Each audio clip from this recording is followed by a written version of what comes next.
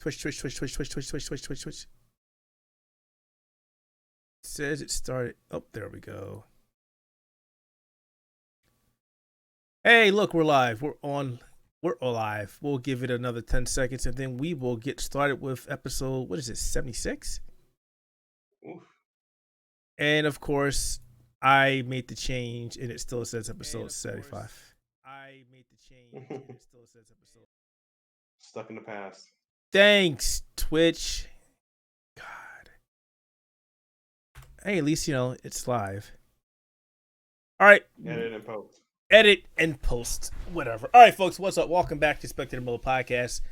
The Outerhaven Premier Gaming Podcast. What's up? And forgive me. I feel like crap. So if I don't sound like my normal argumental, enthusiastic self, it's because I'm under the weather. But as always, I am Keith Mitchell. Joined with me is Carl May Smart, who may or may not be playing Avengers right about now.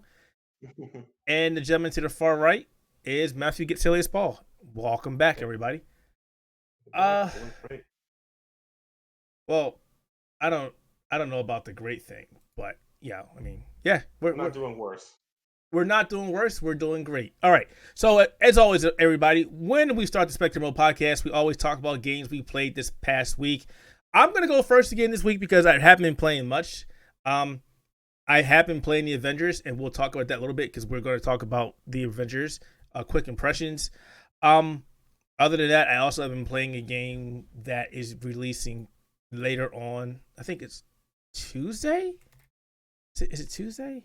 Yeah, it's Tuesday. It is Tuesday. So I can't really say anything about that, unfortunately, because NDA is a lot of fun shit, as always.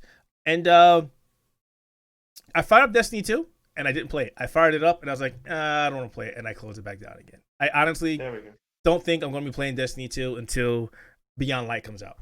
I have no interest right now playing it. So you're not playing Hacker versus Hacker? I am not playing Hacker versus Hacker because no. Trust me, that's my thing about Destiny is I've always enjoyed at least at its worst the PvP, but it's like no, I can't even play that on that aspect. I can't. I literally cannot. I don't want to do it. I can't do it. So I'm done. What have you been playing, Matt?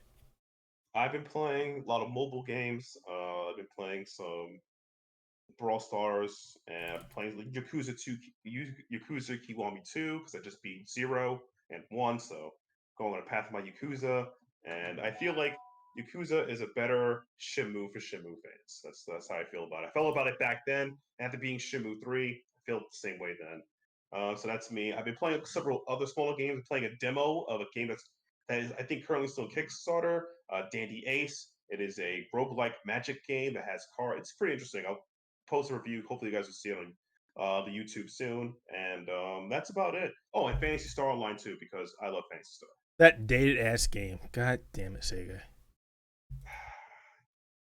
Sometimes people like the past. That is the only thing I can say. I don't mind the other Phantasy Stars. I love still playing Phantasy Star 2. I love it, but online, I don't know. I'm glad it's here. Congratulations, Sega and Microsoft. Good job finally bringing it over 12 years later. I missed the boat. It's 12 years in the making. Yeah, I missed the boat. I don't care now. So, whatevs. What about you, Carl? There he is. I've been playing things. Yeah, there are things I've been playing. I've been off the sort of retro kick for the last couple of days. I did quickly play a couple of levels of Mario 3 and the Super Mario All-Stars that came out as part of the Super Mario 35th anniversary, which we'll be talking about later in the show. Mm-hmm. But at the same time, all of a sudden it's like, here, have games. I did go out and pick up Tony Hawk Pro Skater 1 and 2, the remake, which you can read the review right now on outerhaven.net.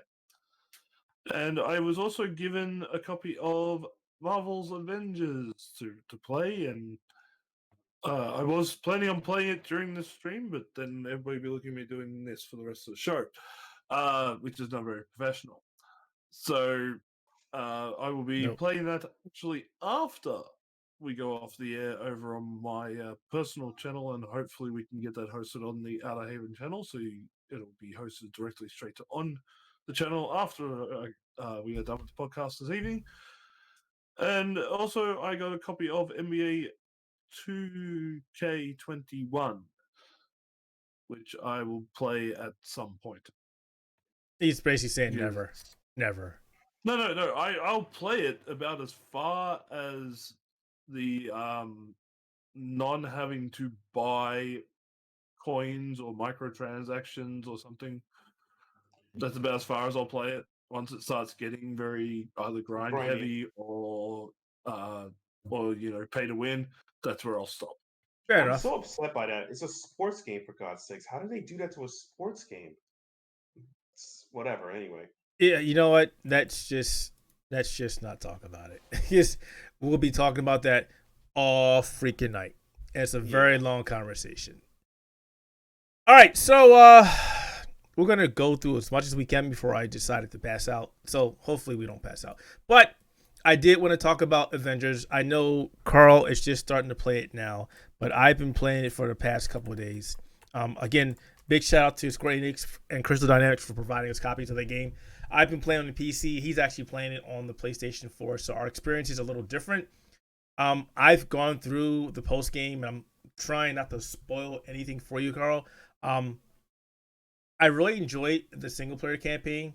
I do feel at times that it was a little long in the tooth, but I enjoyed it. I do like the fact that they did make Kamala Khan basically up front and center. She pretty much, it feels like this game was made to showcase her. It was mainly about her, and then the rest of the game was created around her. But she comes across great. They make her just like she is in the comic book. She's this giddy, big fangirl of the Marvel Avengers. She loves everything about them. She believes them even when they don't believe in her in themselves. It's a great game. That part's great. As far as after the game, where it's basically the co-op and the online stuff, I'm still undecided on that. I'm still formulating an opinion on that one because it's very grindy. It's very, I don't want to say game as a service, but games as a service. How about that? There's a lot of microtransaction for things that feels like I said, I played the game from the beta aspect. I enjoyed it, but I do feel like honestly, as much as I'm a huge Marvel guy and I love, Smash Hulk is playing Hulk is fun. This should have been $40. If you're gonna get me like this, it should have been $40 game. I mean, all the characters play good. I had some issues with some of the characters in the beta, but after having a longer time to play with them, my opinions have changed. Like in the beta, I didn't like Iron Man, but in the game, he is freaking fun. Did you figure out you can multi-equip the missile lasers and the what's it called? He's so good. And Unibeam? Yeah. He is great in the game. Him, Black Widow plays great. I love her. I'm not really a big fan of Thor. He just seems very generic. But yeah, I'm loving that. And Miss Marvel, Kamala Khan, she plays great as well. So I'm enjoying that aspect of the game.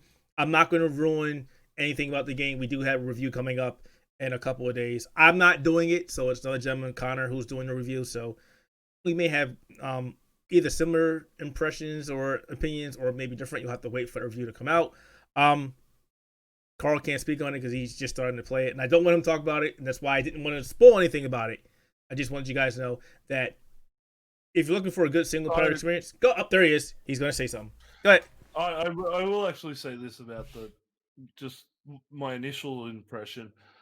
You are going to want to play this on something that can actually handle the graphic fidelity.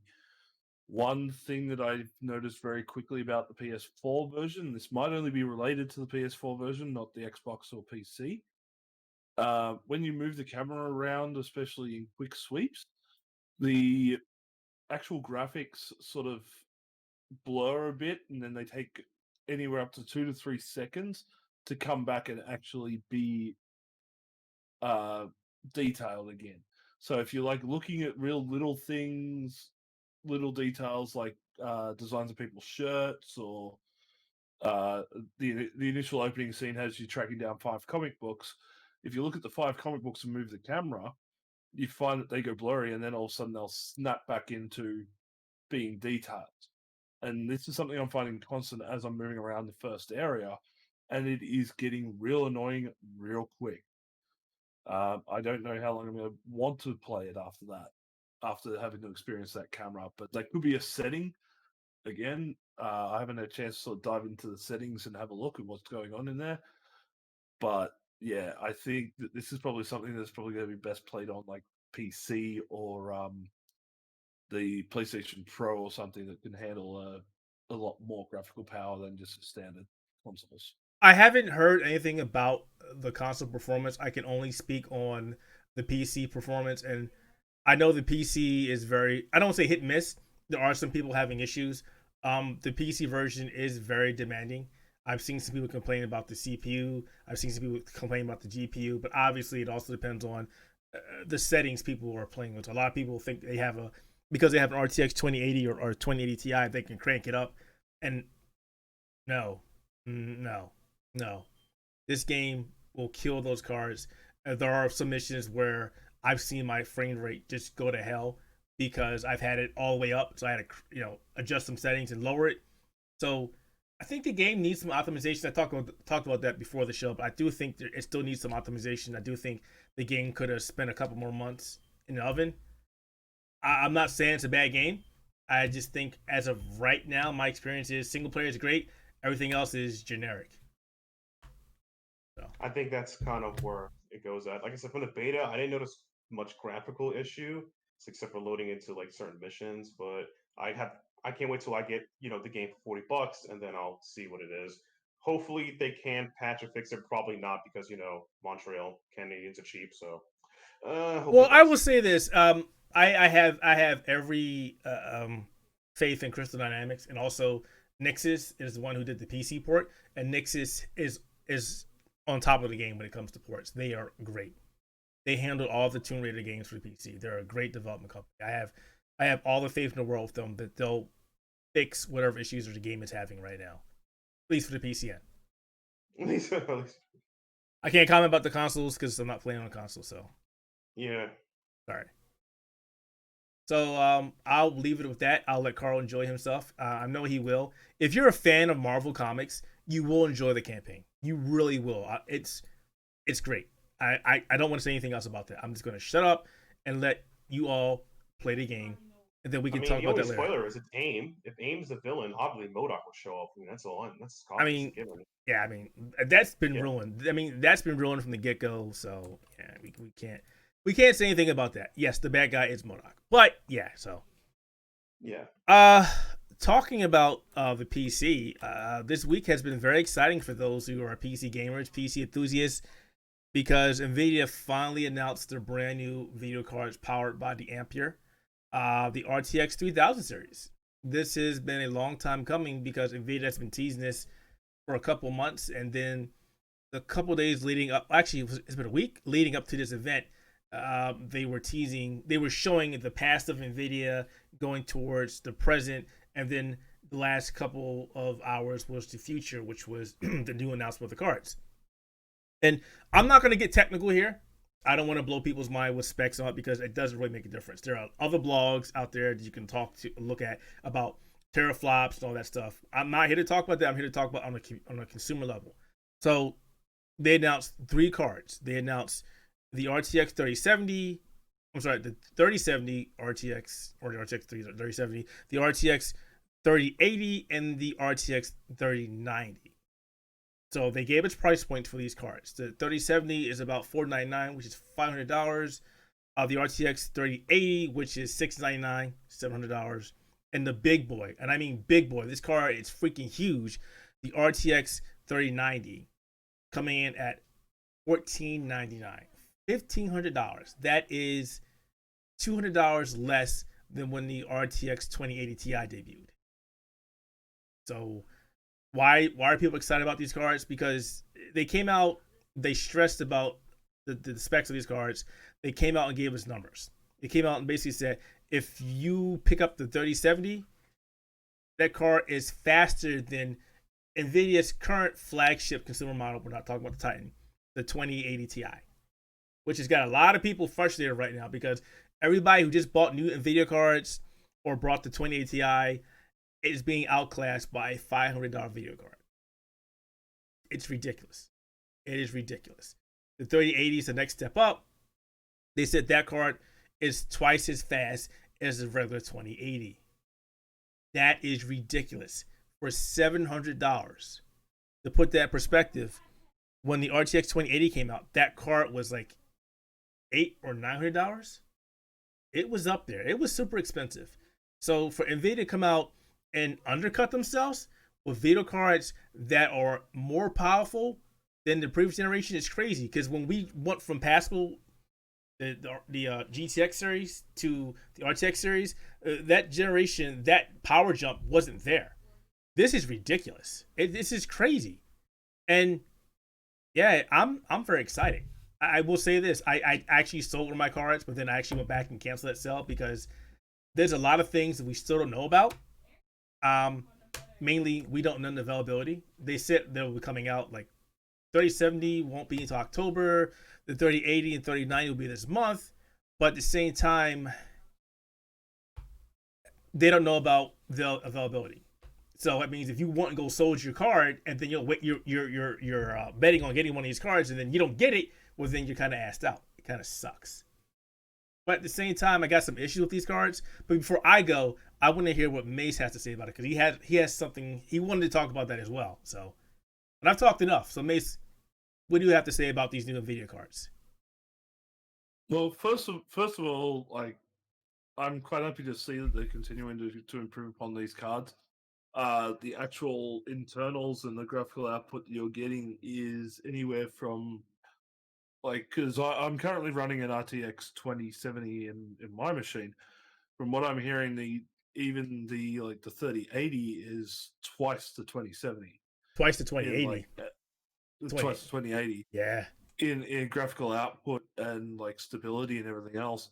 And they are being brought out at a cheaper price, which I actually are quite happy about. Yeah. The only thing that, and this is where the problems start to begin, is that the initial price points for all of these were for the Nvidia Founders Editions. Now, for those of you who don't understand what the Founders Editions are, these are basically the very first model of these GPUs that are coming out.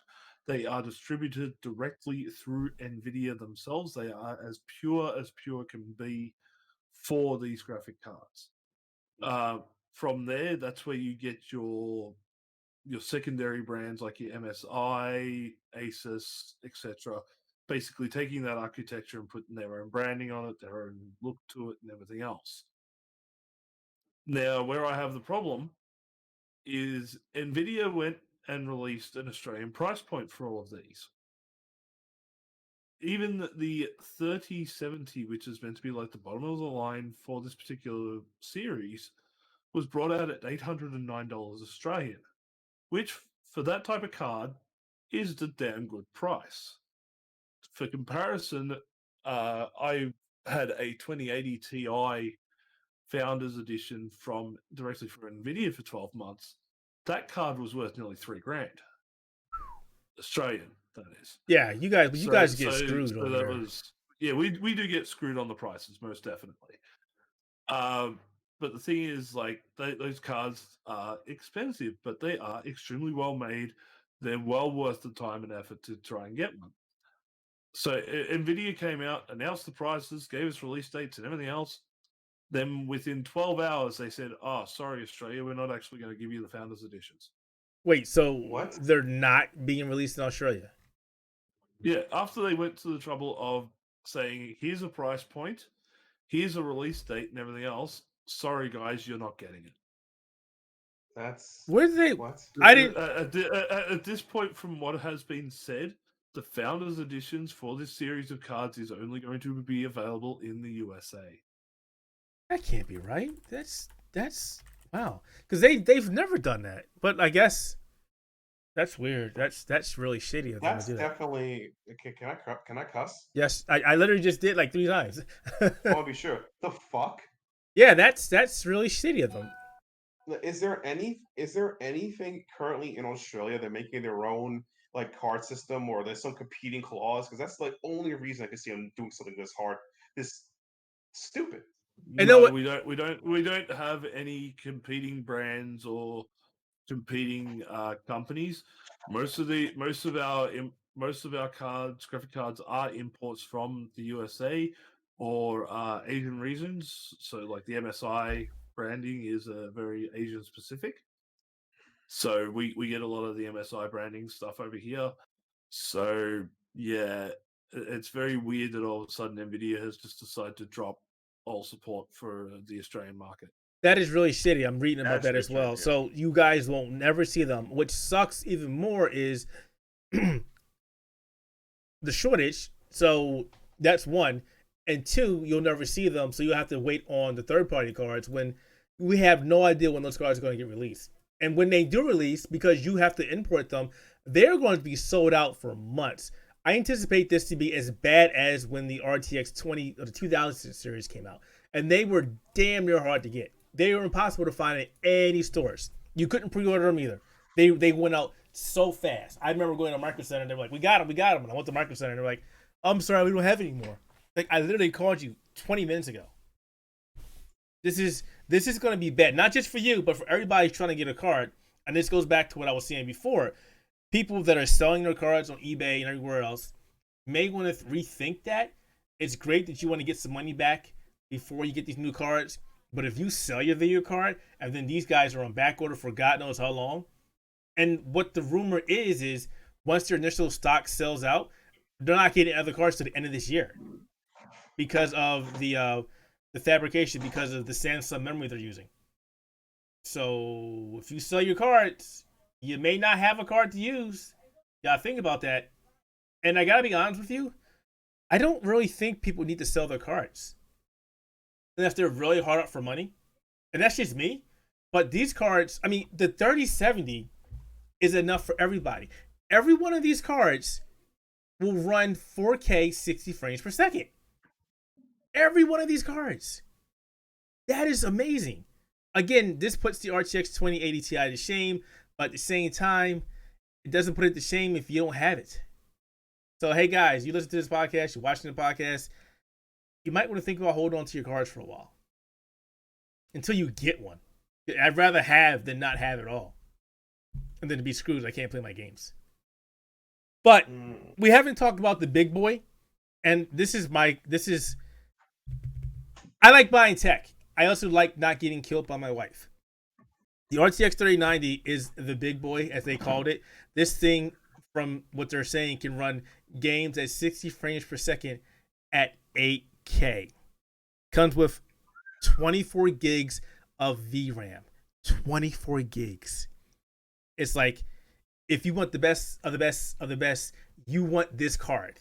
Again, it will set you back $1,500, but at the same time, the argument can be, well, I spent $1,200 or $1,300 on a 2080 Ti. I can spend an extra $200 on this.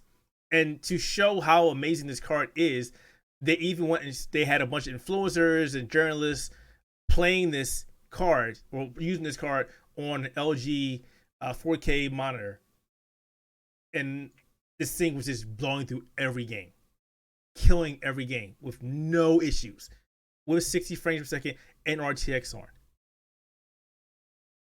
I gotta tell you, that's freaking amazing. I don't know if I want to spend $1,500 on a card that massive when the 3070 or the 3080 will get the job done for less the price. You could buy 3080s for the price of that one card. It's ridiculous, but I'm glad to see the actual power jump. This is exciting. Last generation wasn't really exciting. This is freaking amazing. I just don't want to wait a year to get one of these cards. It's gonna be a wait. But yeah, I'm pretty excited. I know, Matt, you don't really care too much about this, but if you were a PC gamer, well, you play in the PC. You're not a power PC gamer. I have a laptop. I bought it for $2,000. It's not bad until it craps out. I'll buy another one. That's literally. Oh no. I'm impressed. I'm really impressed with these cards. I wish I had some hands on. Digital Foundry had hands on with the RTX 3080, and they could not stop talking about it. They couldn't give us actual metrics because Nvidia is telling them not to say anything. But you could see the way they were talking about it. They wanted to talk about it, but they really couldn't. So I'm excited. That's all I can say. Bring on these cards. I got money in my pocket. I want one. Yeah, I'm gonna move off from that unless Carl has anything else to say. It does suck that you guys aren't getting them in Australia. That's really shitty. I did not know that was a thing that sucks. It really Yeah, sucks. like we will get the second market cards, so we will be getting like the MSI brands and stuff like that. We will get those eventually, but the thing is with those ones, they're going to end up being more expensive. Yeah, they are. They are. That's what pisses me off. Is like I could quite happily right now, if they were to come out tomorrow and we were getting the Founders Editions, I would get the like even the base end 3070 to throw in my machine, because that's like, you know, one and a half times more powerful than what I'm currently running. So I'd be more than happy to sell off my 2070 for like, I think I could probably get maybe $300-400 out of it. Maybe you won't even. I'm not here to bust your bubble. You won't even get that. The 2080. I'm talking it's Australian money, dude. I mean, your market is about to get flooded by the biggest cards. 2080s right now are going for about 600. But again, that's your market. That's 600 Australian. So I should be able to get, for the 2070, the next model down, I should be able to get at least 400. Here's the hoping. Which would at least pay for half of the upgrade if I was getting them in my country. Well, I like I said, I sold one, then I canceled it. I was like, sorry, I'm going to hold on to it, because I think what I'm going to do is, actually, I'm going to get two of them. I'll probably get a 3070 and 3080 because the price is fucking amazing. I'll eventually sell it when I get the card in my hand, and I'll take the other card and put it in my son's machine. What's the point? These prices are good. Can't send one to me? Can't be nice? You know, I could be nice, You but can't be nice and send one to me? you can have this old card. You don't want this old card. You don't want this old card. You don't want this old card. Yeah. So, all right, I'm gonna move off Nvidia. Good job, guys. Good job, Nvidia. Now, give them to us without a shortage.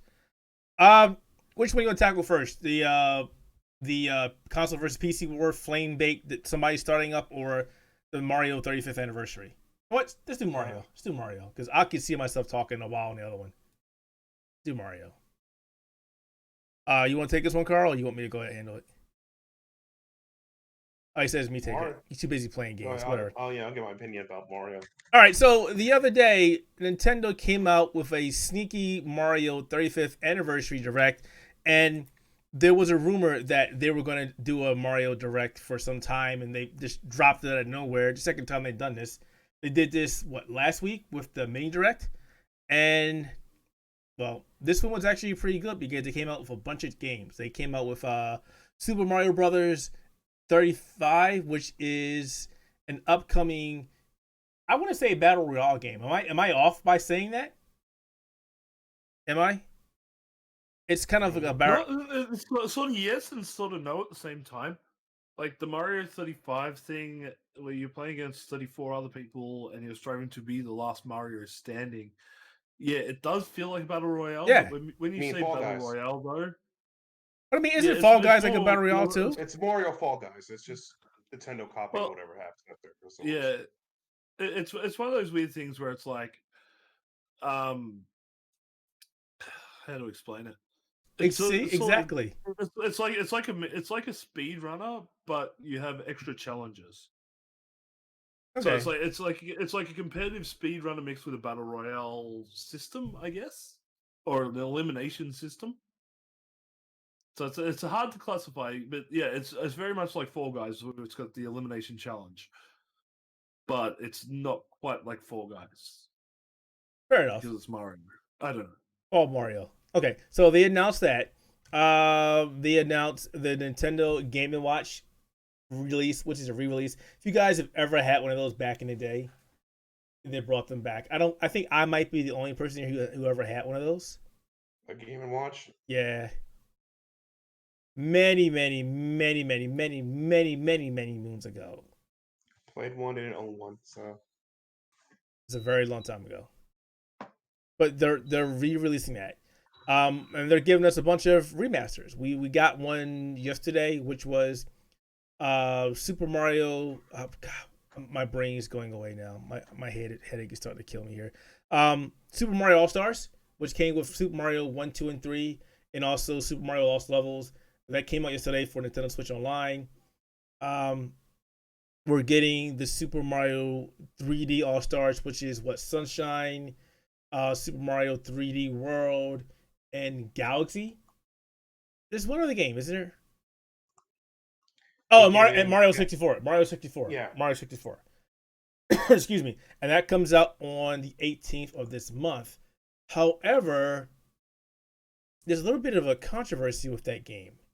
Um, because Nintendo has stated that game will be available starting on the 18th and only available up to March 31st, 2021, which means Yep. you have until now, until that date, before that date, to actually buy that game either physically or digitally. And that doesn't make any sense, especially the digital part.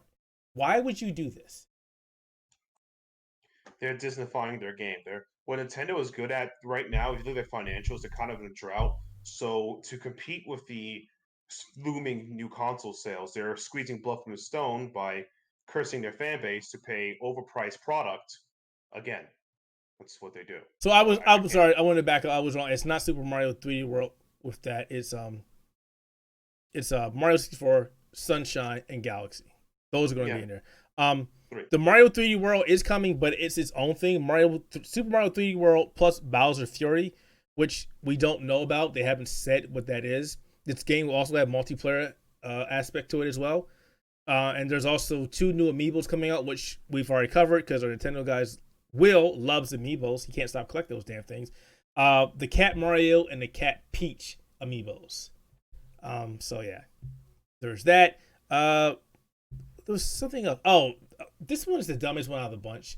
The Mario Kart Live Home Circuit is a car that you can drive around your room. I get that. That's cool. It's probably a cool collector edition thing. But for $100, I mean, Again, blood from the stone. That's what they're good at. why would you? I don't know.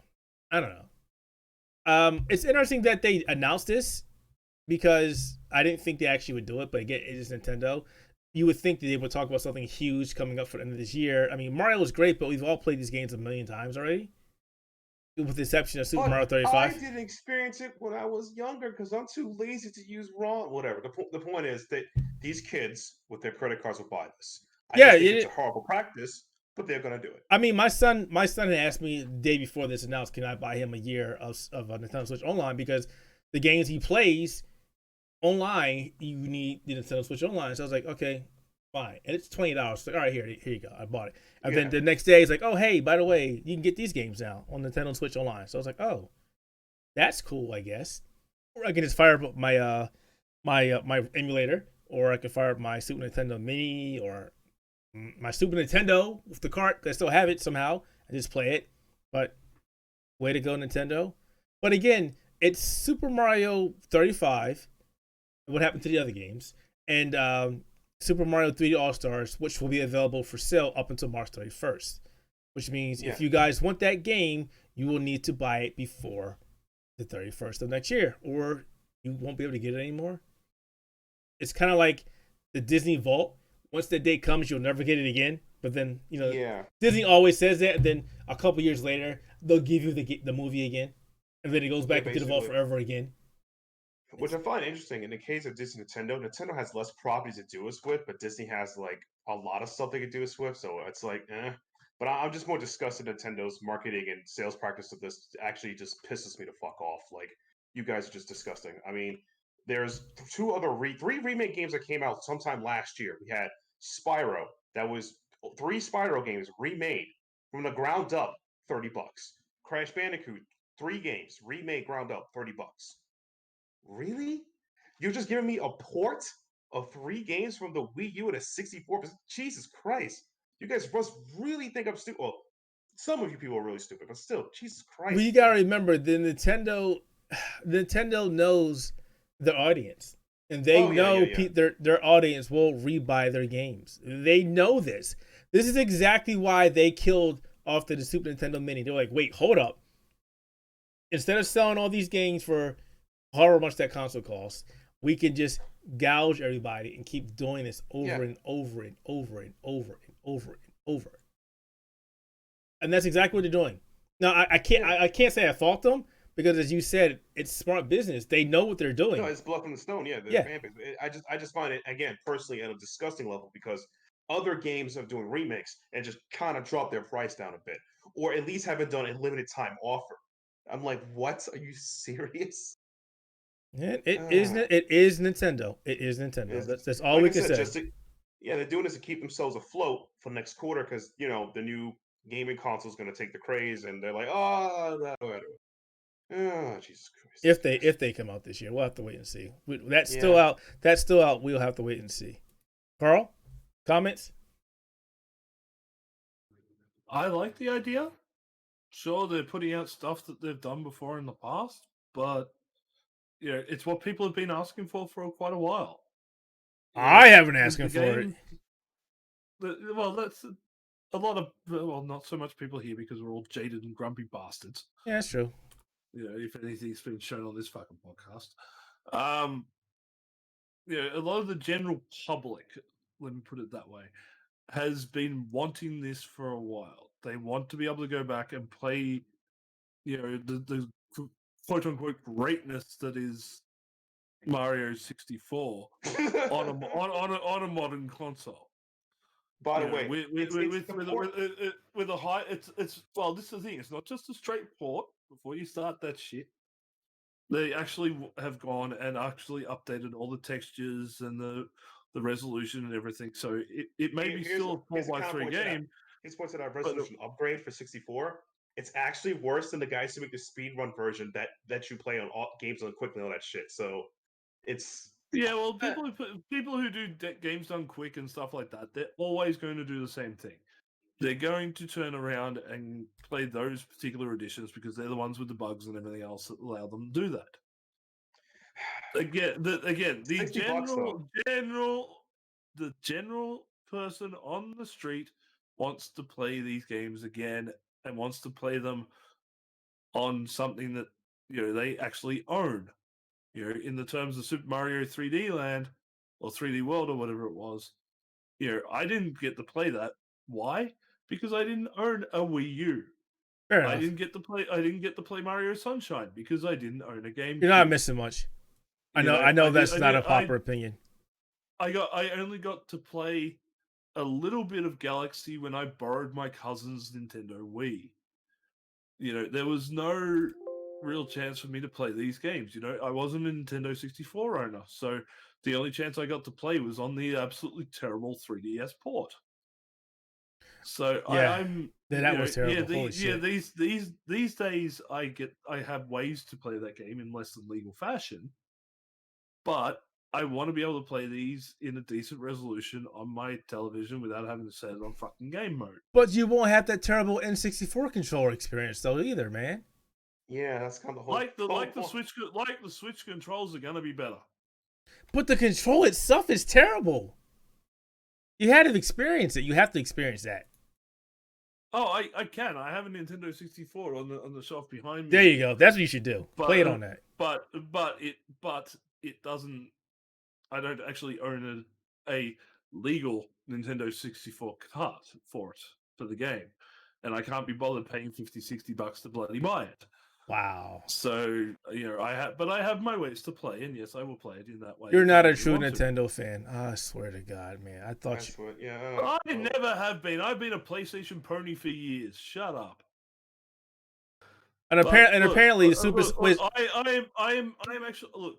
At the end of the day, personally, I am more than happy to drop the $60 that it's going to be to buy those 3 games because they are good games.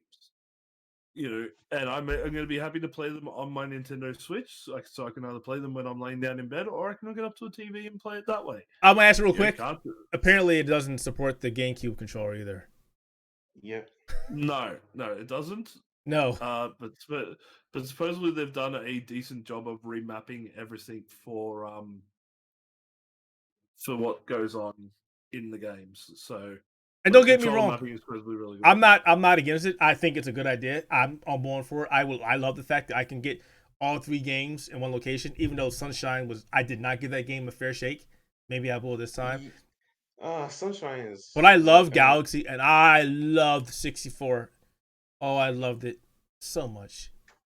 It probably won't stand the test of time. It's probably nostalgia, but when $60 though, that's when it came out. Then I loved it. You know what? It's great for me. Because my son has always been bugging me to buy Nintendo 64. or do something for him in the 64, like emulation. And I was always like, no, I can't be bothered because you don't get the actual experience. Well, now he So you will. get a back control. Now he So will. you can give your son a back control. Why don't you just break half the controller and let him play it that way? That'd be the same experience. He's on a as playing Switch. The controller's always breaking anyway. Joy-Cons are a piece of shit. Fantastic. Then he's ready to go. You know, so I was like, whatever. I think it's a good idea. I wish it was a little cheaper, but Nintendo going to be Nintendo. What can you say, right?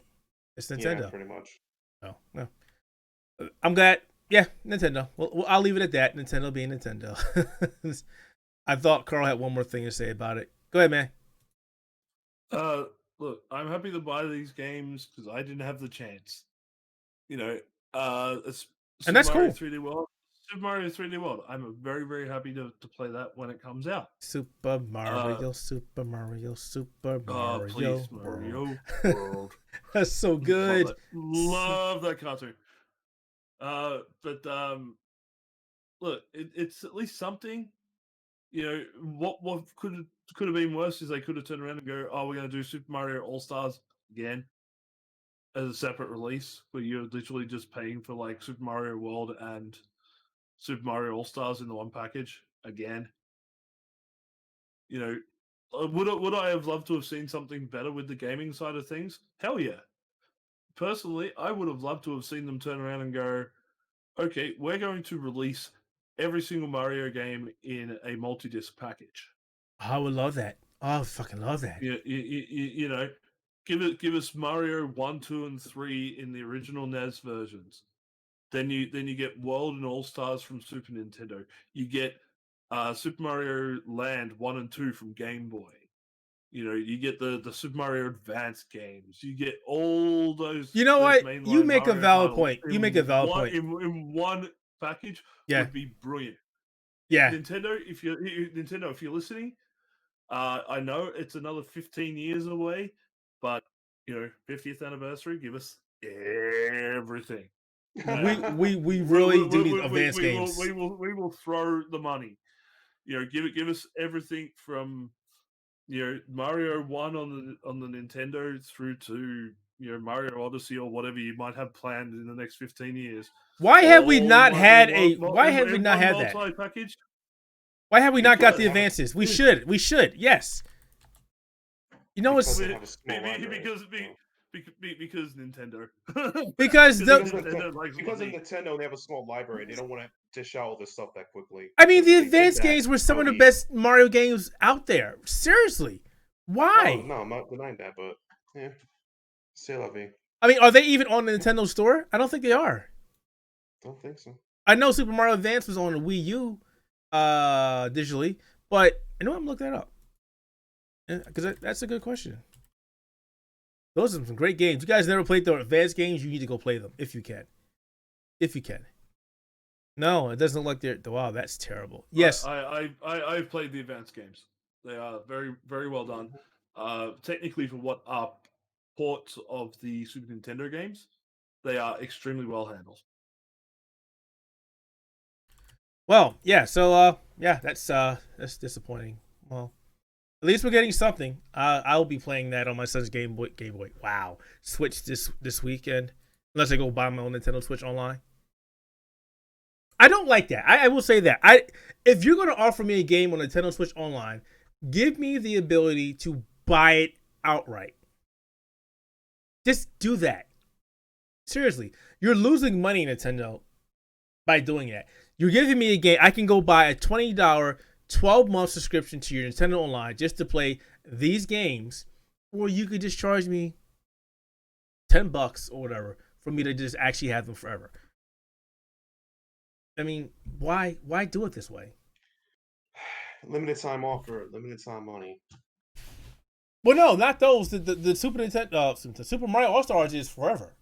It's just the 3D All Stars that isn't, and that's getting a physical and digital release. The Super Mario All Stars isn't. It's just on the Switch Online. That's just weird. Oh God, what did they do? It's like they don't. Hey, whatever. Don't worry. They'll be carried. Don't worry. They'll be carried. They'll be carried. So, Speaking of, all right, that's fine. Speaking about carries, so there was a conversation on Twitter the other day that really got me thinking, and it got me pissed off because we're in the middle of the new consoles being released, and we don't have any information on it. So that's another topic for another story. But when the announcement of Nvidia's new cards came out, somebody asked, or actually, no, I'm sorry, back it up. Somebody asked, why is a certain gaming outlet creating articles asking people to either go PC or go with the new consoles? Like, for example, they were like, what was the actual name of that article? Actually, let me go back and give you the actual article so I don't screw this up completely. Because my brain's... Yeah, IGN did. Nvidia is still PlayStation 5 and Xbox Series X Thunder. And to me, this is basically them going, hey, do you want a PC or do you want a console? And then when you ask those kind of questions, all logic goes out the window. They literally go out the window, and then you go into these fanboy PC elitist flame wars that I'm sick and tired of outlets perpetuating. I'm just tired of it. We should not be comparing the PC to the console and vice versa. We should not be asking people, if you can only have one, which one would you have? We should not be going, oh, this is better because this is better because of that. We're at a point where we should be able to play everything equally, enjoy everything equally, because at the end of the day, they're all games. But the problem I have is outlets such as IGN, who know exactly what they're doing to cause this divide between gamers and cause these wars, these Twitter bouts, the Reddit bouts, the forum fights, because they want to generate more ad revenue by clicks and get videos. And it's like, and not just IGN. If you go on YouTube, you know YouTube is notorious for this. There's people out there talking shit about, oh, the PlayStation 5 is garbage. Here's 20 reasons why. And it's like, you got a PlayStation 5? You already know it's garbage? Really? It's because they got nothing else to write about. It also shows the lack of like mental depth. And I always say this about some outlets. It's like, this is the perfect time to write some creative or some piece. Nope, we'll go back to just mudslinging and writing just straight garbage because we got nothing else to do. They literally got nothing else to do. By the way, there's a whole bunch of indie games and things that totally want attention right now. Like, I just mentioned earlier in the meeting we had, Flame Beer's out of business, guys. Nuclear Throne. Super Crate Boy. Come on, man. Lovecrafters. That's a big deal. Wow. Well, let's go talk about PC, PC superior to the console that they came out with. Oh, there's tons of games that give me tons of updates now. We're getting updates to Blightbound and only to the indie games. We got a indie roguelike game made by the former guys from Hades. Nope, screw that. No, let's talk about PS5 is garbage. Well, and that's my thing. And not to discount what you said, but the conversation piece is, do you think we need this? Do we think we need this garbage? Like, the announcement of the graphics cards is great. And I did say, hey, Nvidia is doing this in response to the new consoles, because they literally are. Between the announcement of the new cards, they also announced Nvidia IO, which is a new way that the data can be streamlined from a PC, from a game, using those new graphics cards. And then they stated it's to boost the loading times, to help the loading times, which puts them maybe on equal footing with the solid state drive and the PlayStation 5. It's what they're doing. And now they have a technology in place where the conversation in the past was, if you have a solid state drive in your PC, that's great, but games aren't being developed to take advantage of the solid state drive in your PC, where they are for your console, for the new Xbox Series X and the PlayStation 5. The conversation now has changed to, hey, Nvidia has something in place now, and I know AMD is working on something similar, where developers can now develop to take advantage of that technology. And now you can see the benefits of it if you have this particular graphics card. So that's great news for everybody. Hey, great for PC gamers. Hey, now you can get games that are developed for you to take advantage of your PC, just like the consoles are. So that's great. That's great news. But it shouldn't be, oh, hey, Nvidia's got this out, so why need a console when you can just buy this? Because you can easily change that message and say, well, why do I want to spend $1 bazillion on a graphics card when I can just buy my console? It's the same conversation that we have every year or every couple of months when, I'm sorry, I'm just tired of it. I'm tired of people writing fluff articles to get numbers. I'm tired. That's not journalism. That is garbage. I hate that shit. I hate going on YouTube and there's a bazillion negative pieces and they've got 20, 30, 40, 50,000 likes because, oh yeah, I like this. This is great. But it's negative. It's the lowest common denominator kind of shit. And that's what pisses me off. It's like, and the worst part is if you sit there and listen and watch, like, you don't do anything. You're just blah blah blah for like 40 minutes and no points or a point at best. It's a waste of my intellect. It's a legit waste of intellect. I know maybe it's childish. Maybe it's just me being stupid. I don't like it. I like to think I've matured enough over the years and decades to realize that we shouldn't be fighting about this. I mean, yes, great. The consoles are fantastic. Yes, the video card's fantastic. Great. That's fantastic. But it's not a one trumps the other because it's not. I mean, I can easily say the video card's better than the PlayStation 5 and Xbox Series X. Great. But at the same time, I can't play Gran Turismo on my graphics card. I can't play Spider-Man on my PC. I can't play World of Warcraft, not that I want to, on my consoles. You know, so every platform has something that's worthwhile that you want to play. So I think that at this point we shouldn't be doing these fluff pieces, these fluff videos, comparing one thing to another or saying this one has a leg up over this one because you're trying to get the clicks or the views or to get that clout because it's dumb. It's just dumb. And for an outlet like IGN, who should know better, who people hold as one of the highest authorities of gaming news out there, they shouldn't be doing that stuff. They really shouldn't. It's just straight disgusting because there's so much more gaming stuff right now that's happening amongst the indie scene and things to look into. But this is the most important thing right now. This is important. I'm like, okay, just F off, man. Yeah. Carl, I keep asking you because I keep feeling like you're on mute until you're about to say something. Well, pretty much, yeah. I have been doing that for most of this. These wars are stupid. They have always been stupid. They started back in the day with Nintendo versus Sega over, how many bits a console had and everything else. It's just stupidity and brand loyalty. That's all it is. People are dumb. Hmm. We should treat them like they are dumb. I will say this though. I never, even though I grew up in that era with the Sega, Nintendo versus Sega, they were more playful though. They weren't serious. You know, as with the rise of social media, that has changed. They're not friendly competitions anymore. They're not, oh, I like Nintendo better than Sega. Okay, that's great. I like this too. It's not like, oh, you suck if you don't like this console. You suck if you don't like this. You don't know what you're talking about if you don't like this. It's like, whoa, calm down. Slow your flow. Just because I like something that you don't like, it's a problem. You really want to get in my face now because I don't like your Xbox or I don't like your PlayStation? Really? We're at that point. It's dangerous. We should be moving away from that. Yep, that's exactly it. Yeah. That's what I mean by like people going crazy about brand loyalty and stuff like that. It's that people are so wrapped up in themselves, in the way that they portray themselves out to be.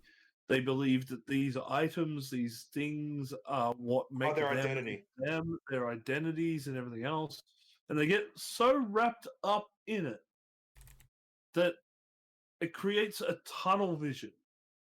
And if you're not agreeing, if you're not in that tunnel vision, then you are wrong, you are evil, you are stupid. And this doesn't just go for gaming. No. This is everything across the board. Yeah. This is a general thing. Since the invention of the internet and social media, which has basically brought about an era where people isolate themselves online. Okay, they only interact with the groups that they like, with the people that they like. And all those people and those groups share the same mindset, likes, and loves that they do.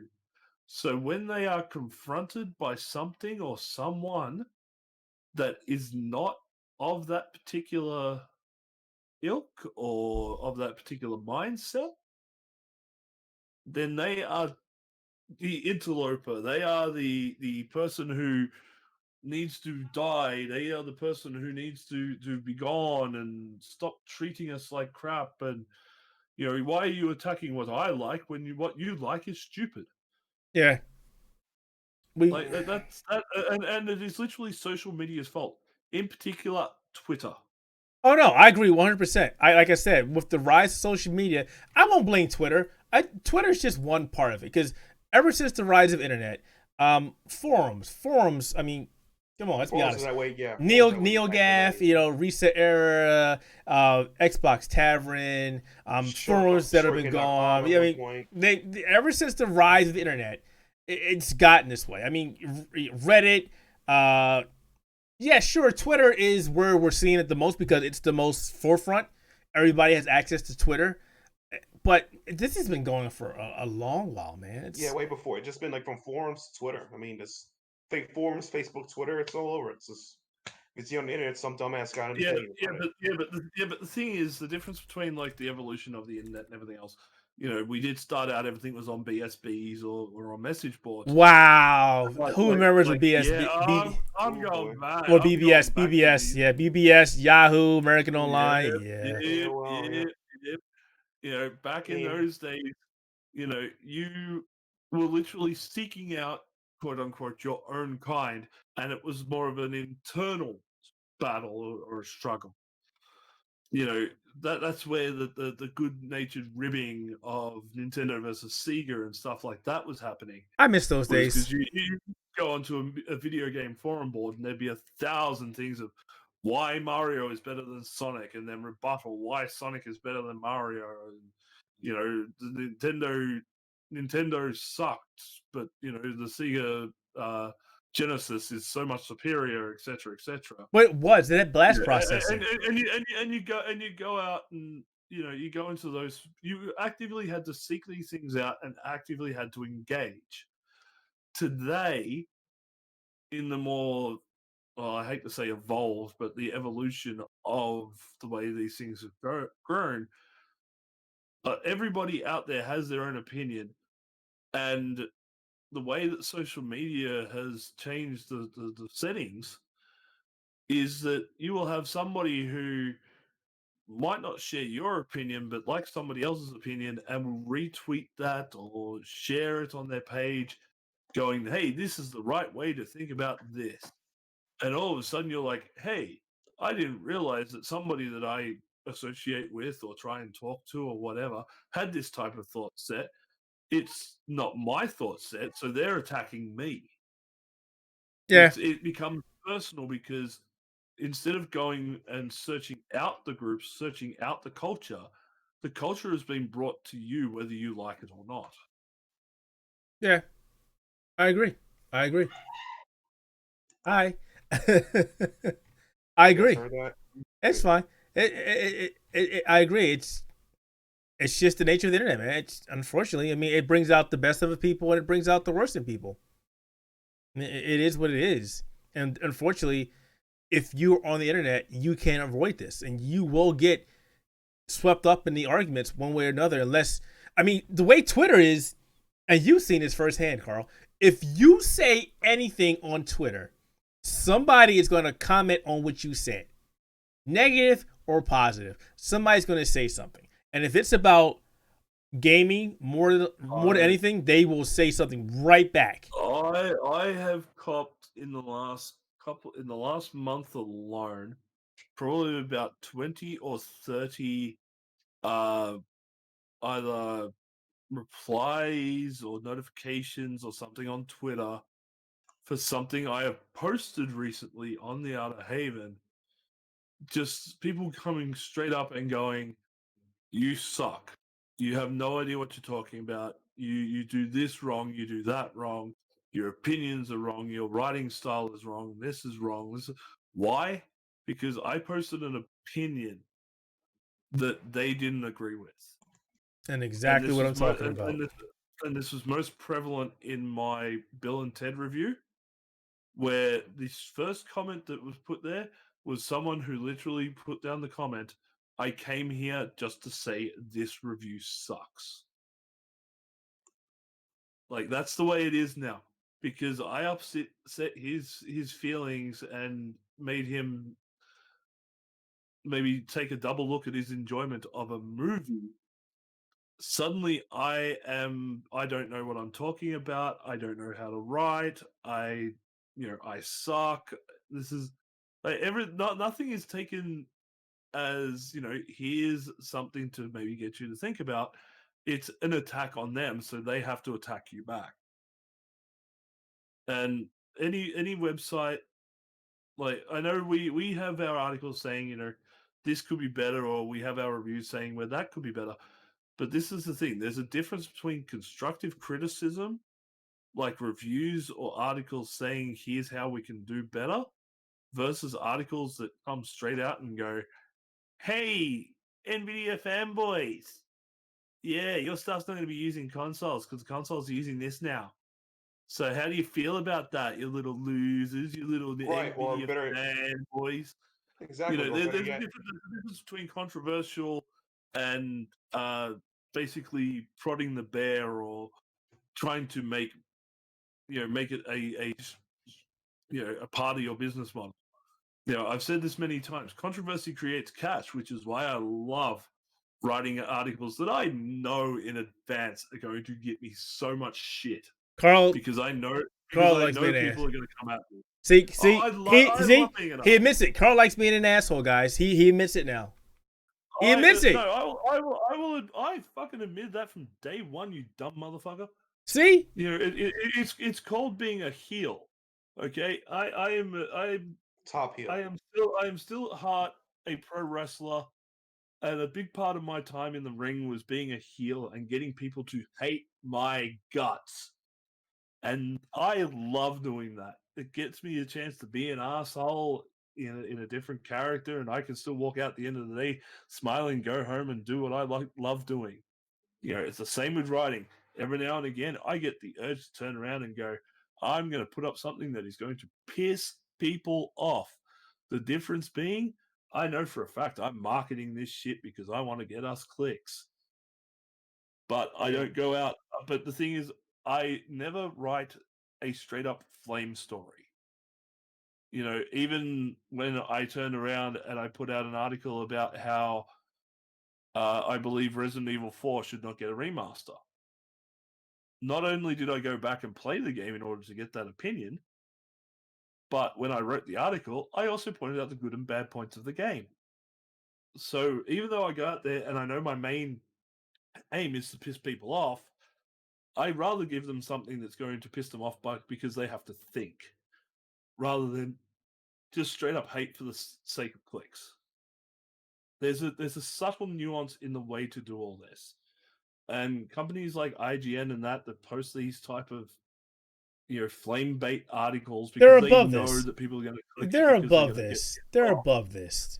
Yeah, they should be above this. They should, but they're not because again, they're just looking at it as a business. They're looking at it as we are going to get clicks, we are going to get ad revenue and stuff like that.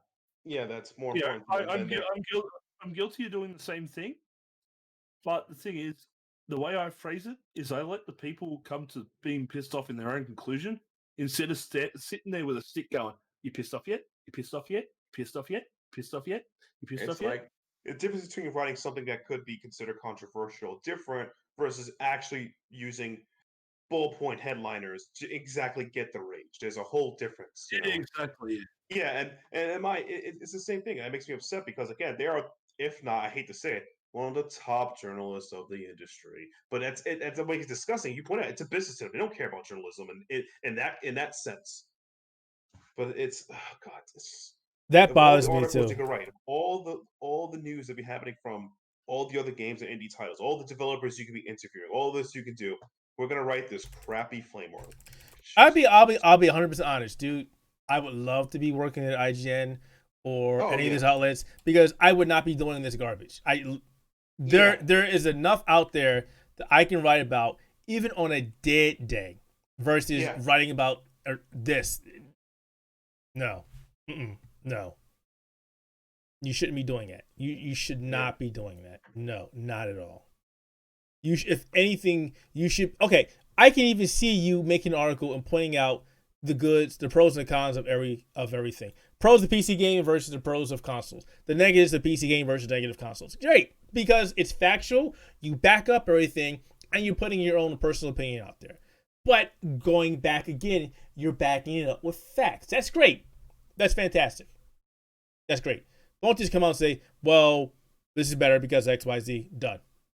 Okay, well, that doesn't really do anything. Like if anybody's ever read anything at the Outerhaven, We don't write fluff pieces like that. Even Carl's Resident Evil 4 article, he backed it up saying why. He didn't just say it doesn't deserve this. He came out and said why. I don't know. Maybe I'm just beating a dead horse. I'm sorry. I'm done. Dead horse. Carry on. Well, that's pretty much it. Like, there's not much more we can say about it. You know, Yeah, just these, like these type of practices are stupid. They should be ended. But we can understand why they do it from a business perspective. But at the same time, there are people out there who don't do it intentionally. There's a big difference between the intention to go out there and do it because we want to troll the living crap out of somebody versus, hey, we want to get you to think and come to the conclusion on your own. But you can tell which ones are trolling, which ones are trying to get you to use your brains.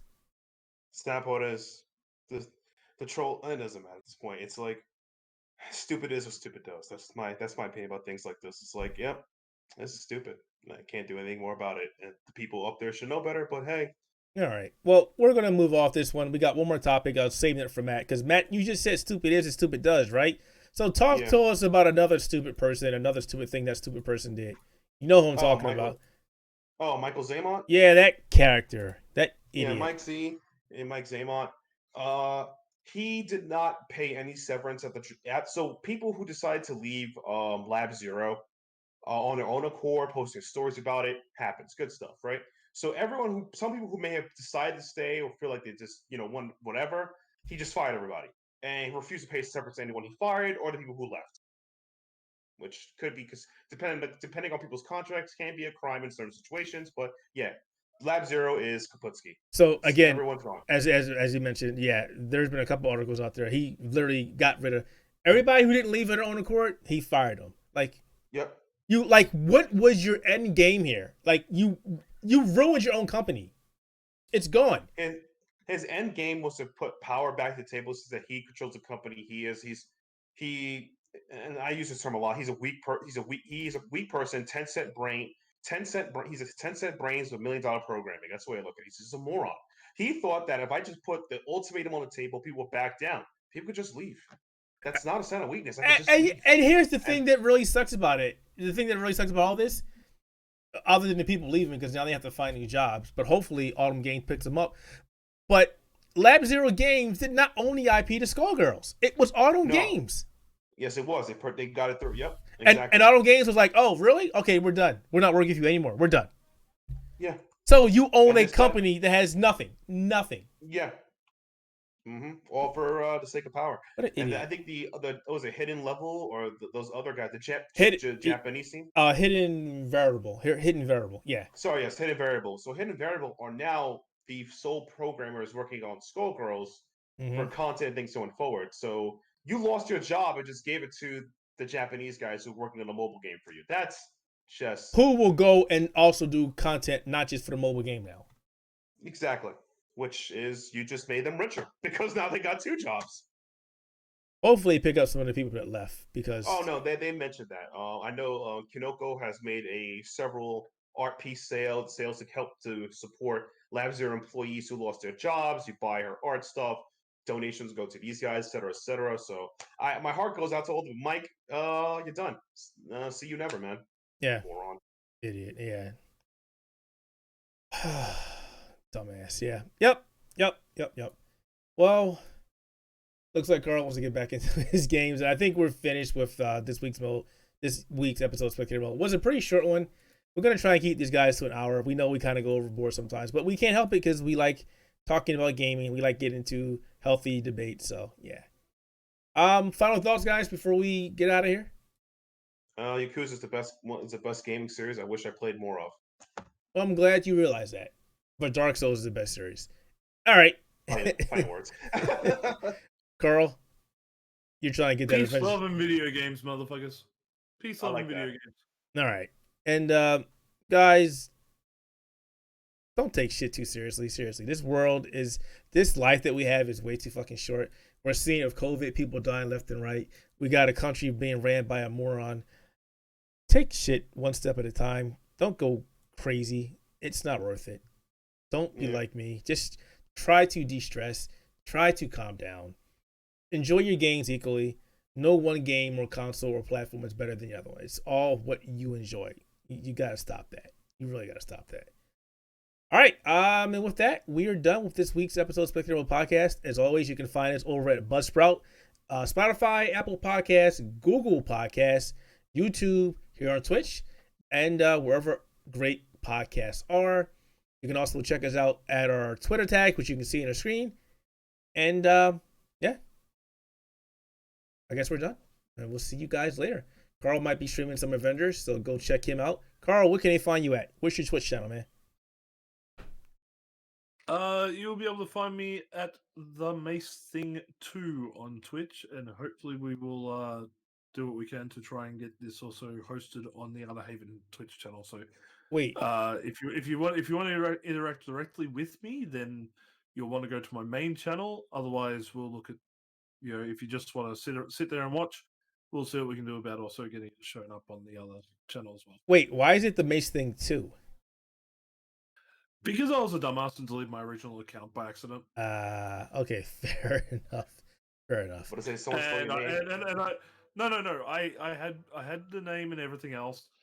I went to try and do a rebranding of sorts, and I closed the account and realized, oh shit, I actually want to try and keep my own personal name for a channel. And yeah, you can't reactivate it once you close it. Yeah, So you can't. I lost Yep. the name. Nope, they won't do that. They should do some kind of purge, but they don't. So yeah. All right, folks, we're out of here. As always, thank you for watching, and you guys make us what we are. So be sure to check out the podcast every week. Be sure to tell your friends, your family, your enemies, your boss. Maybe not your boss. Tell anybody else other than that. And as always, thanks for watching. We are out of here. Take it easy, folks. See ya. We done.